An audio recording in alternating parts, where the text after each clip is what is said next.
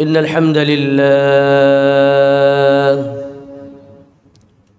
نحمده ونستعينه ونستغفره ونؤمن به ونتوكل عليه ونعوذ بالله من شرور أنفسنا وسيئات أعمالنا من يهده الله فلا مضل له ومن يضلله فلا هادي له وأشهد أن لا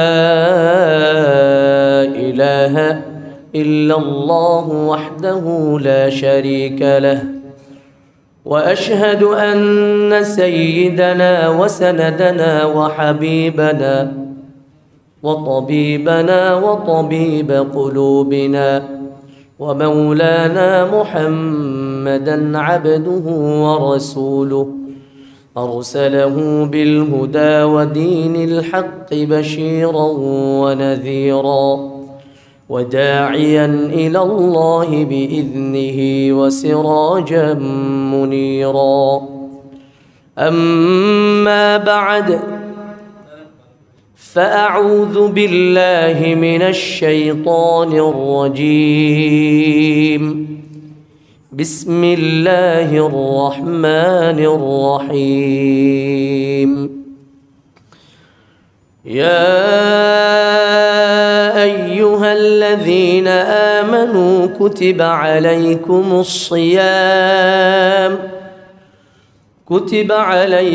الصيام كما كتب على الذين من قبلكم لعلكم تتقون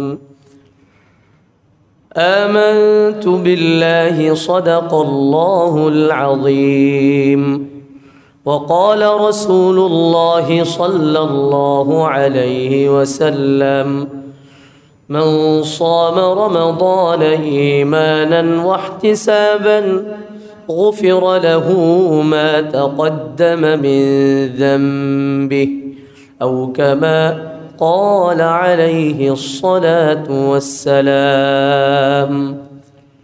درود شريف پڑھی. اللهم صل على محمد وعلى آل محمد كما صليت على إبراهيم وعلى آل إبراهيم إنك حميد مجيد. اللهم بارك على محمد وعلى آل محمد كما باركت على إبراهيم وعلى آل إبراهيم إنك حميد مجيد. الحمد لله ثم الحمد لله. আল্লাহ সুবহানাহু ওয়া তাআলার দরবারে অসংখ্য অগণিত শুকরিয়া যে আল্লাহ রাব্বুল আলামিন আমাদেরকে পবিত্র জুমার নামাজ আদায়ের উদ্দেশ্যে আগেভাগে মসজিদে আসার তৌফিক দান করেছেন। দুনিয়াবি শত ব্যস্ততা পরিত্যাগ করে রব্বে কারীম তার ডাকে সাড়া দেওয়ার সুযোগ করে দিয়েছেন। এজন্য সকলে দিল খুলে ভক্তি ভরে কালিমাতুশ শুকর আদায় করি, সকলে পড়ি আলহামদুলিল্লাহ। মুহতারাম হাজিরিন, গত সপ্তাহে আমাদের আলোচনার বিষয় ছিল তাকওয়া। তাকওয়া যে বিষয়ে সর্বমূল কথা ছিল আমাদের ধার্মিক, আমরা যারা ধার্মিক আছি, ধর্মকেন্দ্রিক যাদের চলাফেরা, বিশেষ করে দিন ইসলামকে নিয়ে যারা আমরা চলাফেরা করি, তো আমাদের দ্বীনের মূল চালিকা শক্তিটাই হলো তাকওয়া। আমাদের দ্বীনের মূল চালিকা শক্তি হলো তাকওয়া। আল্লাহ রাব্বুল আলামিন ইতিপূর্বে যত নবী রাসূল আগমন করেছেন সবাইকে আল্লাহ তাআলা এই একটা জিনিসের নির্দেশ দিয়েছিলেন, ওয়ালাকাদ ওয়াসাইনাল লাযীনা উতুল কিতাবা মিন ক্বাবলিকুম ওয়া ইয়্যাকুম আনিত্তাকুল্লাহ। ইতিপূর্বে যত নবী রাসূল আগমন করেছেন সবাইকে আল্লাহ তাআলা এই তাকওয়ার নির্দেশ দিয়েছেন এবং বিল খুসুস বিশেষভাবে আল্লাহ তাআলা আমাদেরকেও বলেছেন ওয়া ইয়্যাকুম, তোমাদেরকেও আমি নির্দেশ দিচ্ছি যে তোমরা আল্লাহকে ভয় করো। তো আল্লাহর ভয় এটা আমাদের জীবনের সবচেয়ে দিনদার ব্যক্তির জীবনের মূল চালিকা শক্তি হলো কি? আল্লাহর ভয়। আল্লাহর ভয় যখন আমাদের দিলের মধ্যে চলে আসবে, তো আমরা প্রত্যেকটা কথা এবং কাজের সাথে এই হিসাবটাকে সবার আগে নিব, এটার মধ্যে আমার আল্লাহ তাআলা রাজি এবং খুশি আছে না নেই। যদি আল্লাহ তাআলা রাজি খুশি থাকে তাহলে তো ভালো কথা, যদি রাজি খুশি না থাকে তা মুত্তাকি, সে এই কথাটাকে পরহেজ করবে। এটাকেই বলা হয় তাকওয়া। এটাকে বলে কি? তাকওয়া। এই জন্য আল্লাহ রাব্বুল আলামিন আমাদের জীবনের তাকওয়ার প্র্যাকটিসের জন্য, তাকওয়াকে আমাদের জীবনে বাস্তবায়ন করার জন্য আল্লাহ তাআলা একটা স্বতন্ত্র মাস দিয়েছেন আমাদেরকে, যে মাসের মধ্যে আমাদের কাজ হবে তাকওয়াকে প্র্যাকটিস করা, তাকওয়া শিখা। সেই মাসটির নাম হলো মাহে রমাদান। মাহে রমাদান, রমজান মাস।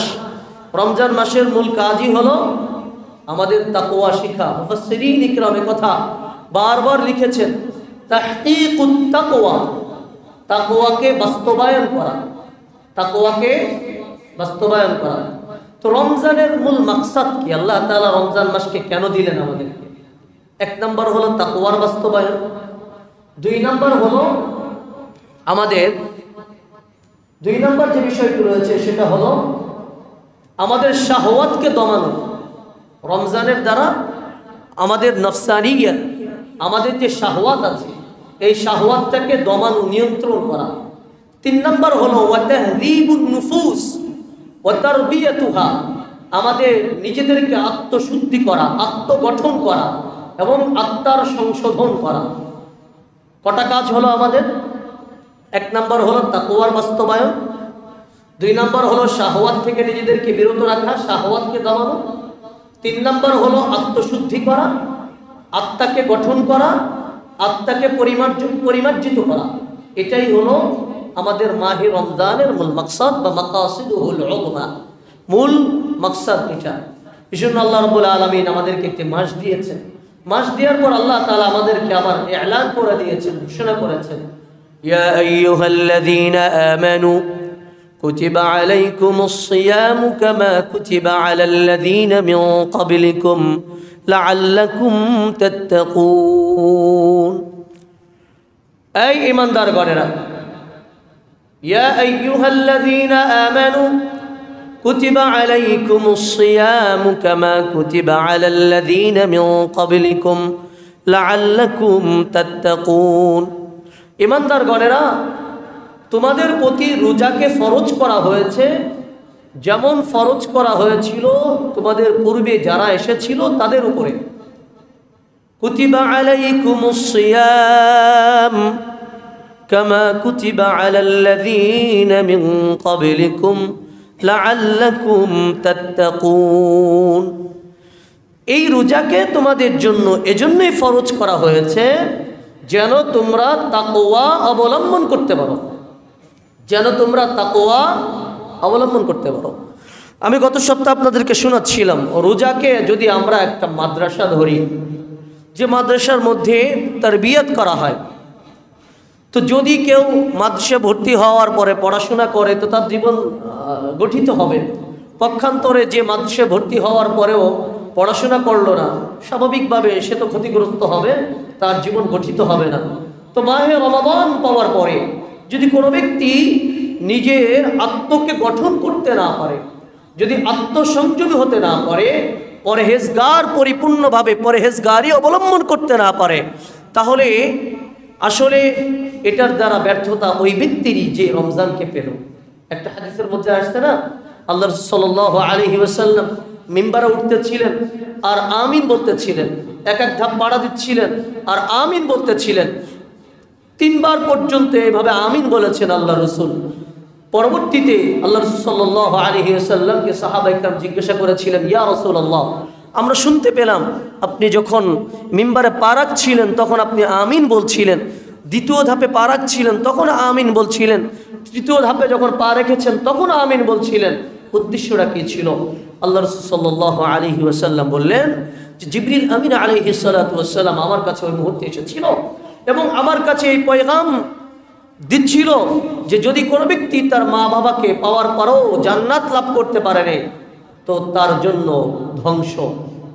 এরপরে আমি জিবরিল আমিনের এই দোয়ার পরিপ্রেক্ষিতে আমি আমিন বলেছি, যেন আল্লাহ তাআলা এটাকে কবুল করেন। এরপরে আবার আল্লাহ রসুল সাল্লাল্লাহু আলাইহি ওয়াসাল্লাম বললেন, দ্বিতীয়বার আমিন বলেছি কেন? জিবরিল আমিন আলাইহিস সালাতু ওয়াস সালাম এই দোয়া করলেন, যার সামনে আপনার নাম উচ্চারণ করা হলো আর সে আপনার পরে দুরূদ পড়লো না, তো তার জন্য ধ্বংস। আমি তখন আমিন বলেছি। তৃতীয় আরেকটি মুহূর্তে জিবরিল আমিন আমাকে বলল, যে ব্যক্তি রমজান মাস পাওয়ার পরেও সে নিজের গুনাহকে মাফ করাতে পারলো না, তার জন্য ধ্বংস। আমি তখন আমিন বললাম। কারণ ইবাদতের মুহূর্তে, ইবাদতের মাসে, যে মাসে ইবাদত মন চাইলে করা যায়, এই মাসে যদি ইবাদত করা সত্ত্বেও ইবাদত না করে যদি কোনো ব্যক্তি নিজেকে পিছিয়ে রাখে, তাহলে এটা তার ব্যর্থতা। যেমন একটা মুহূর্তে এমন আছে, যে মুহূর্তে সবার জন্য খাবারকে উন্মুক্ত করে দেওয়া হয়েছে, এমন মুহূর্তে যদি কোনো ব্যক্তি খাবার থেকে বঞ্চিত হয়, তাহলে এটা যেমন তার ব্যর্থতা, এটার জন্য যে ব্যক্তি খাবারকে উন্মুক্ত করে দিয়েছে সে যেরকম দায়বদ্ধ না, তো ঠিক রমাদানুল কারীম পাওয়ার পরে যদি কোনো ব্যক্তি গুনাহ থেকে নিজেকে বাঁচাতে না পারে আর তার গুনাহকে মাফ করাতে না পারে, তাহলে এর জন্য আল্লাহ রাব্বুল আলামিনের কোনো দায়বদ্ধতা নেই। কথা বুঝে আসছে না? এজন্য রমাদান মাস আমাদের প্র্যাকটিসের মাস। কিসের প্র্যাকটিস? তাকওয়া বাস্তবায়নের প্র্যাকটিস। কিসের প্র্যাকটিস বলেন না? কিসের প্র্যাকটিস? তাকওয়া বাস্তবায়নের প্র্যাকটিস। কেন? যদি রোজার মাস, রমজান মানে শুধুমাত্র না খেয়ে থাকা আর যদি আত্মসংযমী হওয়া এটার নামই হতো, তাহলে আল্লাহ রাসূল সাল্লাল্লাহু আলাইহি ওয়াসাল্লাম একথা বলতেন না, মান লাম ইয়াদা قول الزور والعمل به من لم يدع قول الزور والعمل به فليس لله حاجة أن يضع طعامه وشرابه فليس لله حاجة في أن يدع طعامه وشرابه যদি কেউ রমজান মাসে মিথ্যা কথাকে ছাড়তে না পারে, যদি কেউ রমজান মাসে মিথ্যা কাজ করা থেকে বিরত থাকতে না পারে, তাহলে আল্লাহ তাআলার এটা কোনো প্রয়োজন নাই যে সে শুধুমাত্র তার খাওয়া দাওয়া পানাহার থেকে নিজেকে বিরত রাখবে। আল্লাহ তাআলা এমন রোজা চান না। এটার মানে কি? আল্লাহ রাব্বুল আলামিন এটা বলে আমাদেরকে সর্বাত্মকভাবে রোজার যে মাকসাদ, সেটা হলো যেমনইভাবে আমাদের পেটের রোজার প্রয়োজন, আমাদের দিলের রোজার প্রয়োজন, ঠিক তেমনইভাবে আমাদের চোখের রোজার প্রয়োজন, আমাদের জবানের রোজার প্রয়োজন, আমাদের কানের রোজার প্রয়োজন আছে না নাই?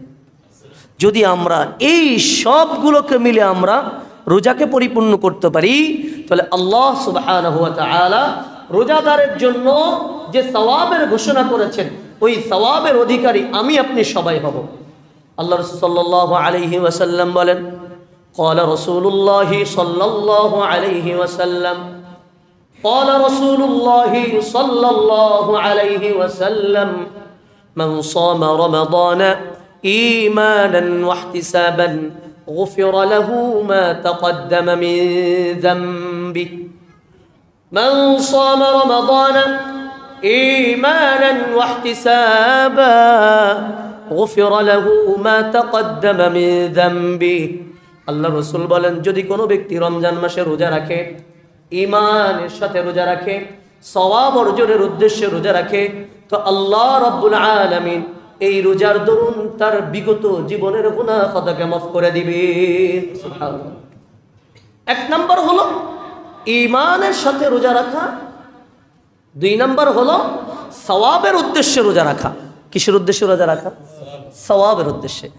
যদি আমি সওয়াবের উদ্দেশ্যকে এখানে তাফসীর করি বা শরহ করি, ব্যাখ্যা করি, তাশরীহ করি, তাহলে হলো সওয়াবের উদ্দেশ্যে আমি যেমনইভাবে সেহরি খেয়েছি, যেমনইভাবে দিনের বেলা আমি আমার আত্মকে সংযম করেছি আমার স্ত্রী থেকে, আমাদের স্ত্রী থেকে আমরা নিজেদেরকে যেরকম সংযম রেখেছি, তো ঠিক তেমনইভাবে সওয়াবের উদ্দেশ্যে আল্লাহকে সন্তুষ্ট করার জন্য আমার নজরকে অবনত করা, সওয়াবের উদ্দেশ্যে আমার জবানকে সংযম রাখা, সওয়াবের উদ্দেশ্যে আমার কানকে সংযম রাখা, সওয়াবের উদ্দেশ্যে আমার দিলকে সংযম রাখা, যদি এটা হতে পারে, তাহলে আল্লাহ রাসূল সাল্লাল্লাহু আলাইহি ওয়াসাল্লাম ভাষ্য অনুপাতে যে ব্যক্তি এমন রোজা পালন করবে, তো আল্লাহ তাআলা এই রোজার দ্বারা তার বিগত জীবনের সমস্ত গুনাহ খাতাকে মাফ করে দিবেন।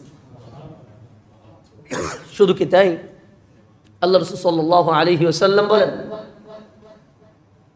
আল জুমআতু ইলা আল জুমআহ, আল উমরাতু ইলা আল উমরাহ, রমাদান ইলা রমাদান। হাদিসের মধ্যে ভাবে এসেছে, এই যে গত জুমায় নামাজ পড়েছেন, এই জুমায় নামাজ পড়তে আসলেন, এর মাঝখানে যদি কোনো ব্যক্তির গুনাহ হয়ে থাকে, তো এই জুমায় উপস্থিত হওয়ার দ্বারা আল্লাহ তাআলা তার জীবনের গুনাহ খাতাকে মাফ করে দিলেন। মাঝখানে যে গুনাহ খাতা ছিল, আসতে বলেন সুবহানাল্লাহ, আসতে বলেন। তো আপনি গত জুমায় শরীক হয়েছেন আর এই জুমায় শরীক হলেন, মাঝখানে এই জুমায় শরীক হওয়ার দ্বারা আপনার যত গুনাহ ছিল আল্লাহ তাআলা সব মাফ করে দিলেন। শর্ত একটা, আল্লাহ রাসূল বলেন, ইযা জিতুনিবাল কাবাই, যদি সে এই সময়ের মাঝে যদি কোনো কবিরা গুনাহ না করে, যদি কোনো কবিরা গুনাহ না করে, আল্লাহ তাআলা তার সমস্ত গুনাহকে মাফ করে দিবেন। সুবহানাল্লাহ।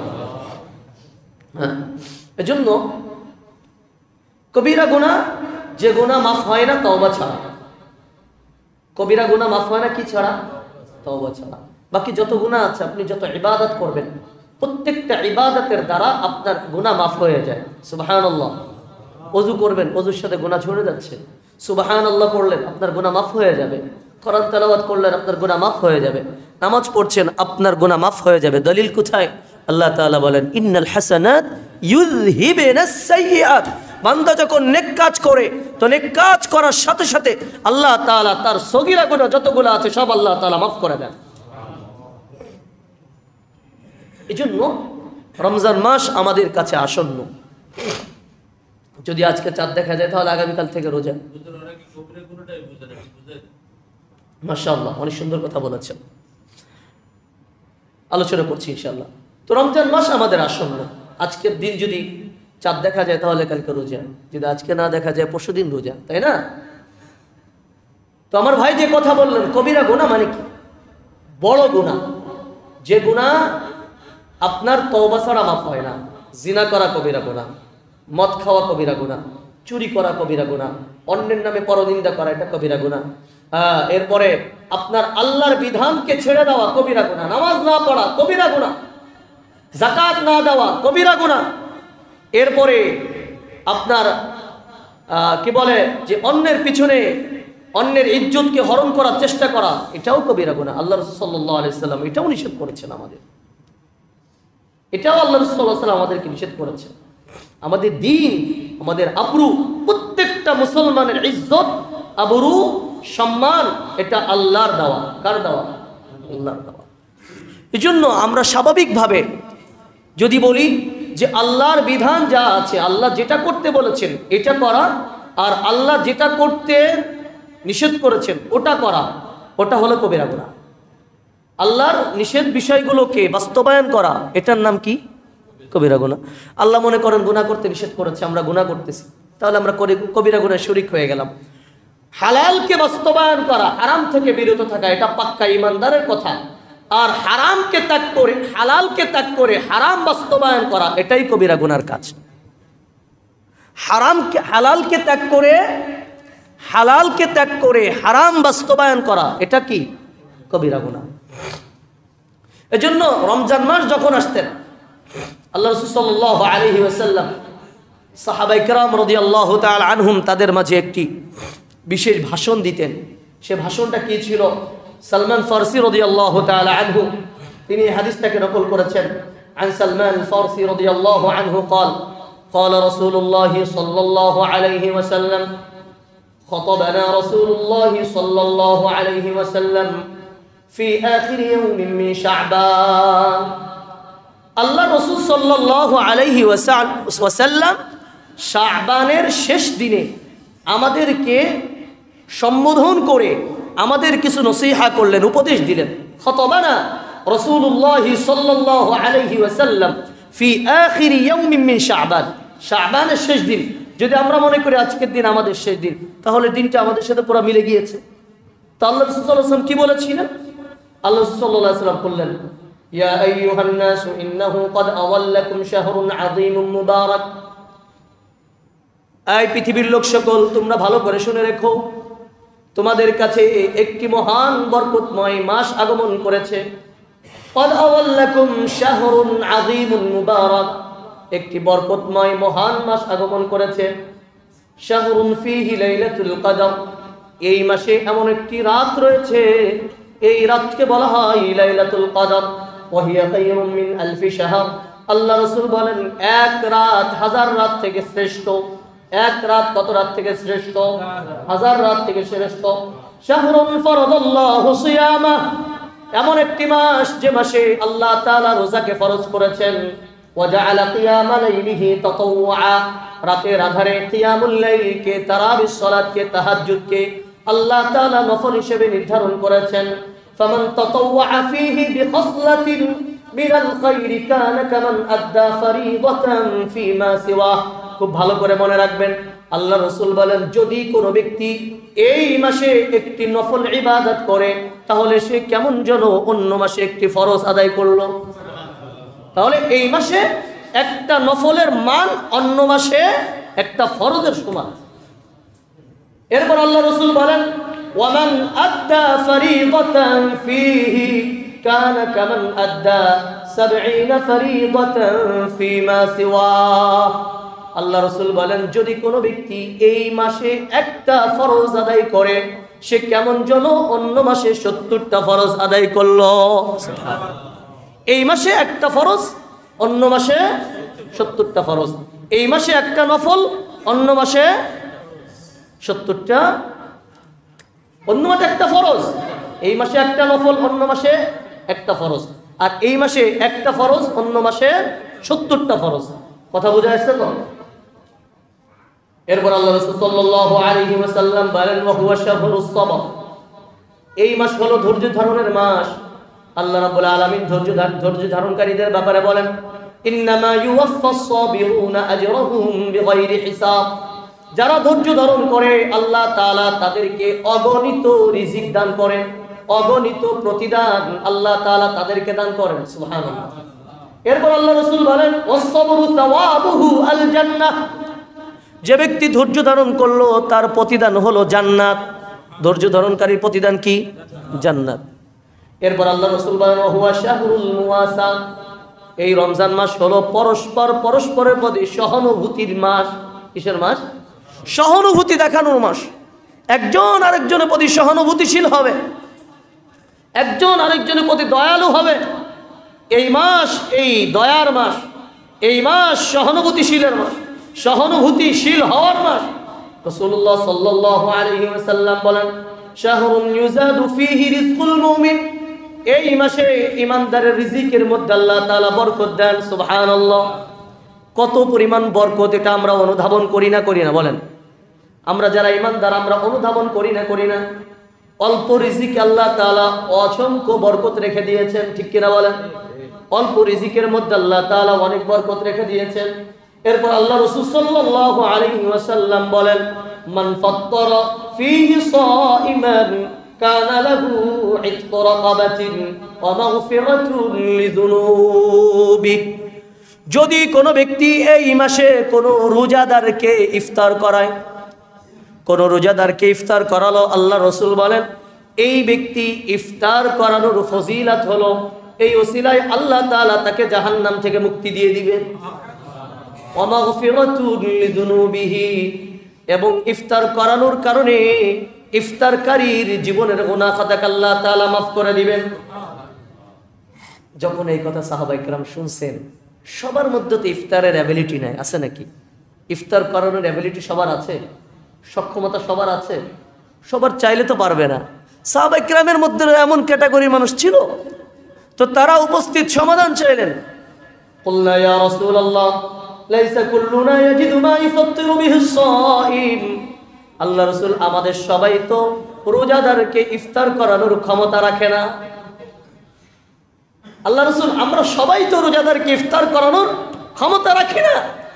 আল্লাহ রাসূল বললেন ইয়াতিল্লাহু হাযা সাওয়াবা লিমান ইফতিরু সাইমান আলা মাদাকাতি লাবান, যদি কোনো ব্যক্তি কোন রোজাদারকে এক ঢোক দুধ পান করিয়ে যদি ইফতার করায়, অথবা যদি আও তামরাতিন অথবা একটি খেজুর দিয়ে ইফতার করায়, আও শারবাতি মাইন এক ঢোক পানি দিয়ে যদি ইফতার করায়, তো আল্লাহ তাআলা তাকেও ওই রোজাদারকে ইফতার করানোর পরিপূর্ণ সওয়াব দান করবেন।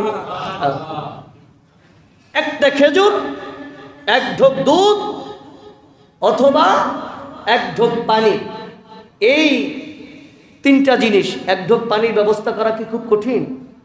একটা খেজুর ব্যবস্থা করা কি খুব কঠিন? আল্লাহ রাসূল সাহাবা ইকরামের জন্য সহজ করলেন, কারণ ইন্নাদ-দীনা ইউসরুন, দিন তো সহজ, কঠিন করা যাবে না। আল্লাহ রাসূল বললেন ইয়াসসিরু ওয়ালা তুআসসিরু, সহজ করো, কঠিন নয়। বাশশিরু ওয়ালা তুনাফফিরু, সুসংবাদ দাও, তাদের কেমন ভাবে ভয় দেখায়ও না যেন তারা দিন থেকে দূরে সরে যায়। তো আল্লাহ রাসূল সহজ করে দিলেন। আল্লাহ রাসূল বললেন যে এটা অর্জন করার জন্য তোমার অহুদ পরিমাণ সম্পদ খরচ করতে হবে, এটা প্রয়োজন নেই। তুমি এক ঢোক পানি, একটা খেজুর বা এক ঢোক দুধ দিয়ে তুমি এই সব অর্জন করতে পারো। এরপর আল্লাহ রাসূল বলেন, যদি কোনো ব্যক্তি কোনো রোজাদারকে পরিতৃপ্তভাবে খাওয়ায়, ওয়ামান আসবাআ সাইমান কানা লাহু মাগফিরাতুন লিযুনুবিহি, যদি রোজাদারকে পরিতৃপ্ত করে খাওয়ায় তাহলে আল্লাহ তাআলা তার জীবনের গুনাহ খাতাকে মাফ করে দিবেন। ওয়াসাকাহু রাব্বুহু মিন হাউদি হাত্তা হাউদি শারবাতান লা ইয়াদমাউ হাত্তা ইয়াদখুলাল জান্নাহ। আল্লাহ রাসূল বলেন, ওই ব্যক্তিকে আল্লাহ তাআলা হাউজে কাউসার থেকে এক ঢোক পানি পান করাবে, যে এক ঢোক পানি পান করার পরে সে জান্নাতে ঢোকার আগ পর্যন্ত কখনোই তৃষ্ণার্ত হবে না, পিপাসার্ত হবে না। হাউজে কাউসার থেকে পানি পান করলো আর জান্নাতে যাওয়ার আগ পর্যন্ত তার মধ্যে কোনো পিপাসা আসবে না। সুবহানাল্লাহ।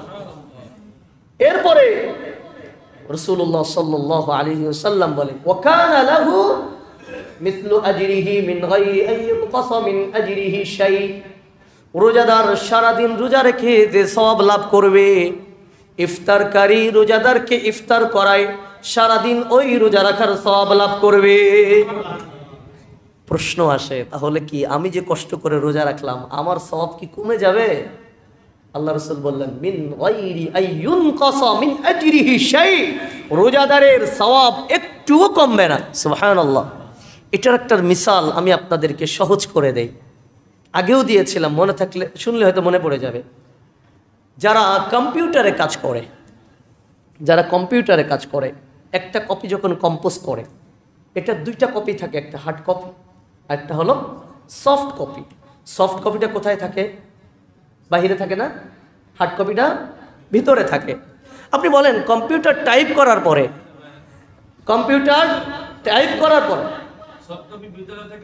ওকে, কম্পিউটার টাইপ করার পরে আপনি যে টাইপিংটা করেছেন এখান থেকে আপনি একটা হার্ড কপি আপনি বের করার পরে ওটাকে আপনি আবার কম্পোজ করলেন, ফটোকপি করে আপনি লক্ষ না কোটি কোটি পেজ করে আপনি কোটি কোটি মানুষের কাছে দিলেন।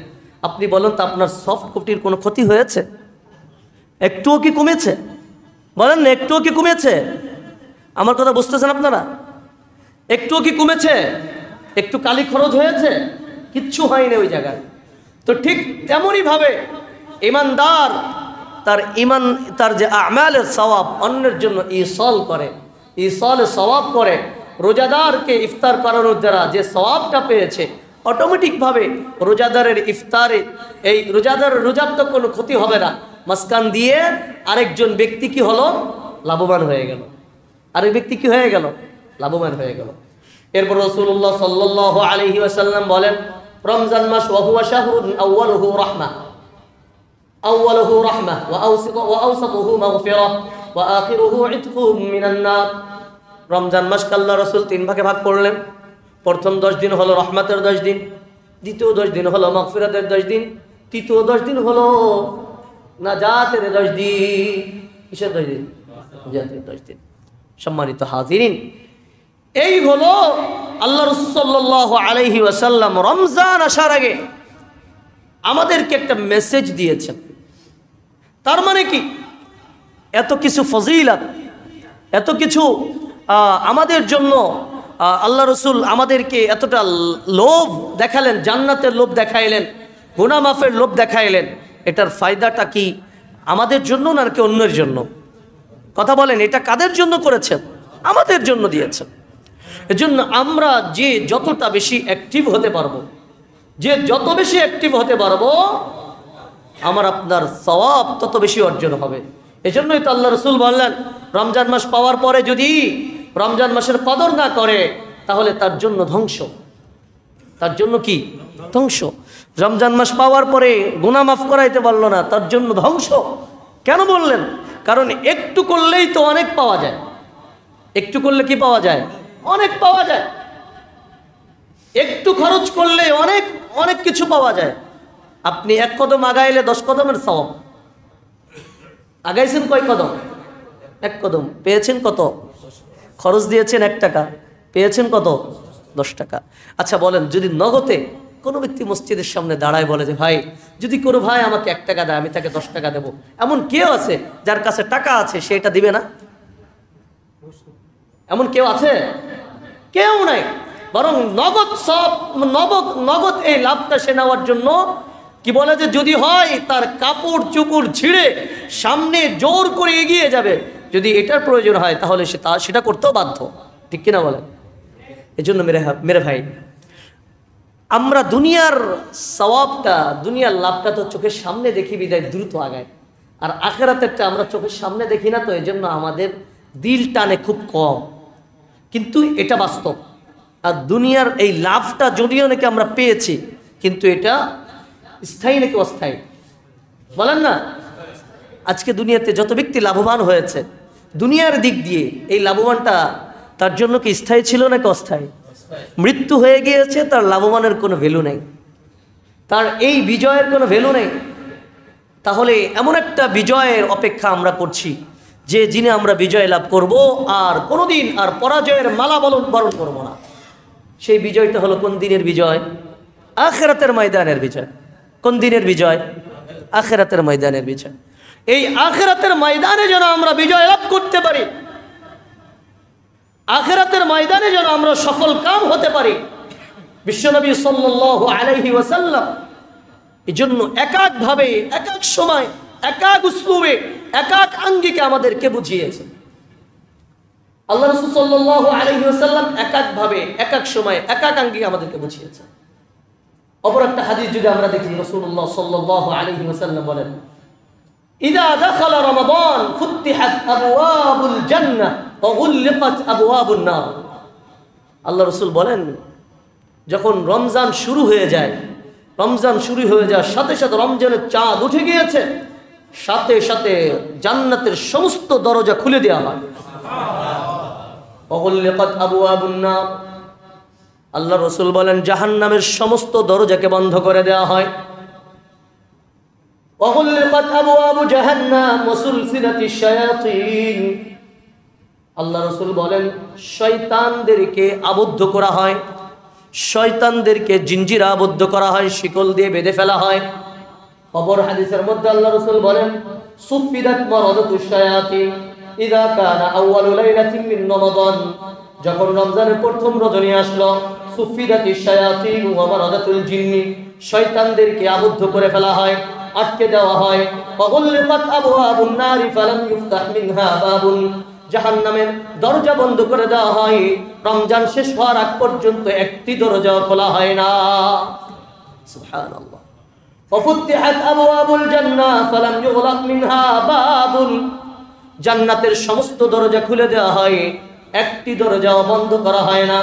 ওয়ায়ুনাদি মুনাদিন, একজন ঘোষক ঘোষণা করতে লাগে, ইয়া বাগিয়াল খাইরি আকবিল, ইয়া বাগিয়াল খাইরি আকবিল, ইয়া বাগিয়াল খাইরি আকবিল।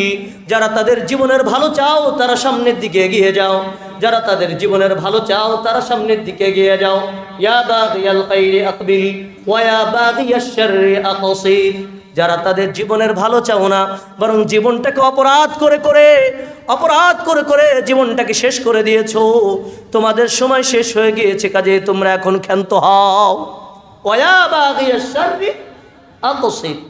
তোমাদের জীবনের তোমরা অনেক অন্যায় করেছো, এই সময় এখন শেষ, কাজে তোমরা এখন কি হয়ে যাও? ক্ষান্ত হয়ে যাও, তোমরা থেমে যাও। এভাবে আল্লাহ রাব্বুল আলামিন ঘোষণা করতে থাকে। আল্লাহ রাব্বুল আলামিনের ঘোষক আল্লাহ রাসূল বলেন স্পেশাল একটা কথা, ওয়ালিল্লাহি উতাকাউ মিনান নার ওয়া যালিকা ফি কুল্লি লাইলা। আল্লাহ রাব্বুল আলামিন রমজানের প্রত্যেক রজনীতে অসংখ্য জাহান্নামীকে আল্লাহ তাআলা জাহান্নাম থেকে মুক্তি দান করেন। সুবহানাল্লাহ, আল্লাহু আকবার কাবীরা। এতটা সুবর্ণ সুযোগ পাওয়া সত্ত্বেও যদি কোনো ব্যক্তি রমজানের কদর না করে, তাহলে তার থেকে কপাল পোড়া আর কেউ আছে? বলেন বলেন, আছে? এই জন্য আল্লাহ রসুল বলেন, যদি কোনো ব্যক্তি রমজানের একটা রোজা কাজা করেছে, সে সারা জীবন রোজা রাখার পরেও তার এটা রিকভারি হবে না। রমজানের একটা রোজা কাজা করেছে আর সারা জীবন যদি এটা রিকভারির জন্য রোজা রাখে, তাহলে তার রিকভারি হবে না। কিভাবে হবে বলেন আপনি? এত ফজিলাত, এত সওয়াব, সে তো রমজানের বাইরে আর কোনো এইসব পাবে না? পাবে? রমজানের বাইরে এগুলো আর কোনো কিছু আছে? তাহলে এর থেকে বড় ক্ষতিগ্রস্ত আর কেউ হবে? হবে না। এরপর আল্লাহ রাসূল সাল্লাল্লাহু আলাইহি ওয়াসাল্লাম বলেন, আমার উম্মতকে আল্লাহ তাআলা রমজান মাসে 7টা বিশেষ ফজিলত দান করেছেন। কয়টা? 5টা। কয়টা? 5টা। এক নাম্বার হলো এই যে বিশেষ ফজিলতটা আল্লাহ তাআলা দিয়েছেন, ইতিপূর্বে কোন নবীর উম্মতকে আল্লাহ তাআলা দেন নাই। এই ফজিলত ইতিপূর্বে কোন নবীর উম্মতকে আল্লাহ তাআলা দেন নাই। তার মধ্যে একটা হলো খালুফু ফামিস সাইম আতয়াবু ইনদাল্লাহ মিন রিহিল মিস্ক। আল্লাহ রাসূল বলেন, রোজাদারের মুখের দুর্গন্ধ, সে রাত্রে ওই ফজরের আগে খেয়েছে, মাগরিব পর্যন্ত না খেয়ে রয়েছে, এটার কারণে শরীর থেকে, পাকস্থলী থেকে একটা দুর্গন্ধ আসে না? আসে না? আসে।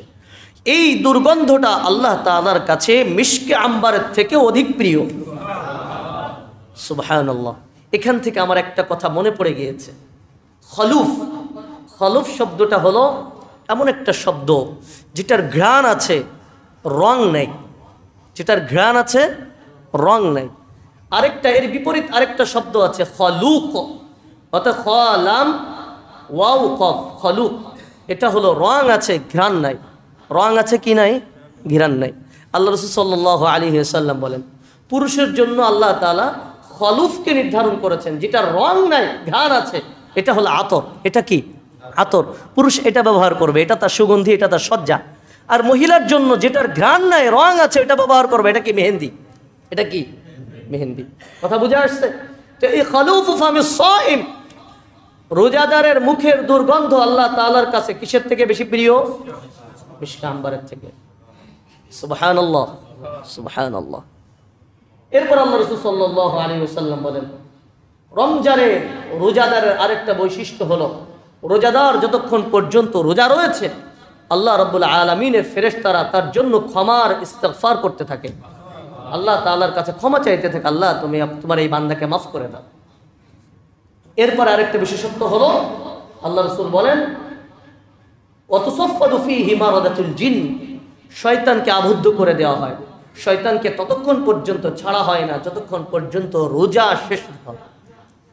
এটা কেন?